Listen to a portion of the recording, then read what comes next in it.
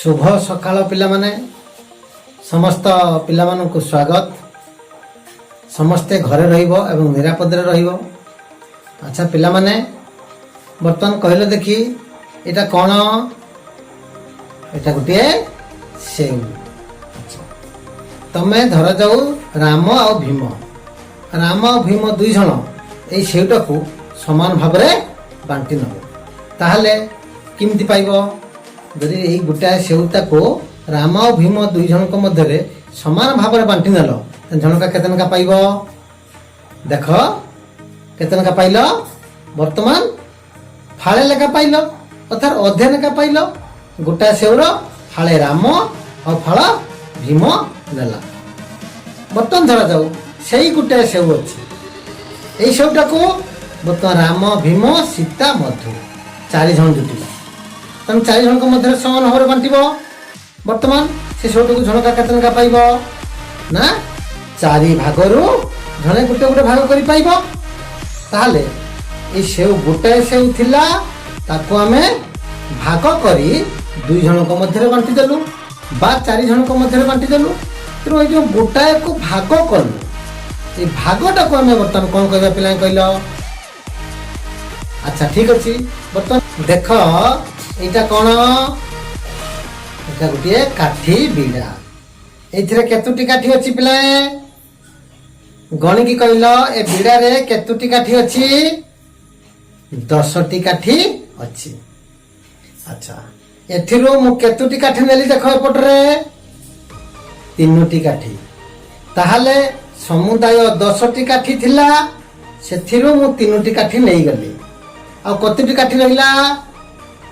वर्तमान 7टी काठी ए बिड़ा रे रहिला। माने समुदाय काठी बिड़ार केते अंश मु ए नेली? बुझेला कि नहीं? बुझी पारलो? अच्छा वर्तमान कह पिलाए एटा गोटे कौन देखुची? गोटे आयतकार कोठरी। या को केते समान भाग रे विभक्त कराइची? 5 समान भाग रे विभक्त करा जाइची। बस एथिरु देख ए 5 समान भाग रे विभक्त करा जाइथिबा आयतकार कोठरी रु केते अंश को आमे चित्रित करिछु बा रंग देइछु। देख केते अंश इथे रंग दियाइछि ना? समुदाय 5टी भाग आयतकार कोठरी सेथिरु 2 भाग को आमे रंग देइछु। ताहाले को समुदाय आयतकार कोठरी रो केते अंश आमे रंग देलु? एई जो समुदाय रु केते अंश नबा एटा कहूचे आमे भागरू अंश नउचे। या को आमे कहूचे भग्नांश। ताले भग्नांश काहा को कोनती जानले? भागर अंश को भग्नांश कोहा जीव। आमे प्रथमे नैथिरे देख पिलाए सेउ गोटाए सेउ थिला ताहाकू समान 2 भाग रे विभक्त कले। सेथिरु गोटे भाग नेलु ताहा समुदाय सेहुर केते अंश? 2 भागरू 1 भाग बा ताको लेखा जीवो 1 विभक्त 2 कोहा जीवो। सेही भली द्वितीय थर आमे नैथिलु कोन ना? काठी बिड़ा। ए काठी बिड़ार समुदाय थिला बिड़ा रे 10टी काठी। सेथिरु आमे 3टी काठी को नेलु। तेनु समुदाय काठीर ए जो 3टी काठी केते अंश? 3 विभक्त 10। सेही भरी तृतीय थर नेलु आमे आयतकार क्षेत्र। समुदाय 5टी आयतकार क्षेत्र को बा 5टी आयतकार क्षेत्र रु आमे 2टी आयतकार क्षेत्र को रंग देलु। ताले समुदाय 5टी रु 2टी को रंग देलु। ताहा समुदाय आयत क्षेत्र रो केते अंश रंग दिया गला ना? 2 अंश रंग दिया गला। ताहा को भग्नांश रे 2 विभक्त 5 बोली कहा जीव।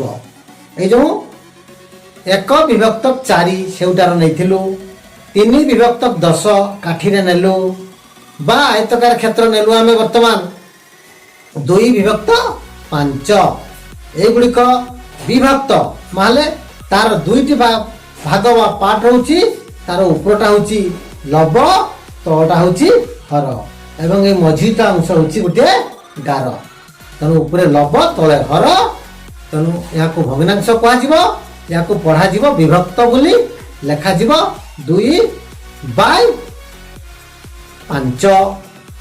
3/7 बात कह 1/4 या पढ़ा गले विभक्त बोली पढ़ा यार दुईटा अंश उपरटा होची लब एवं तलटा होची हर जानिल लब कौन हर कौन भग्नांश क्या कहती भग्नांश केमती लेखा जाउची भग्नांशर केमती पढ़ा जाउची ए विषय जानिल तेणु बर्तमान आम भागर अंश को भग्नांश बोली जानिलु तेणु आज भग्नांश कौन ए विषय धारणा पाइलु पुणी आसंता क्लास रे आमे भग्नांशर प्रकार भेद संबंधी जानिबु आज एतिकी गुड बाय।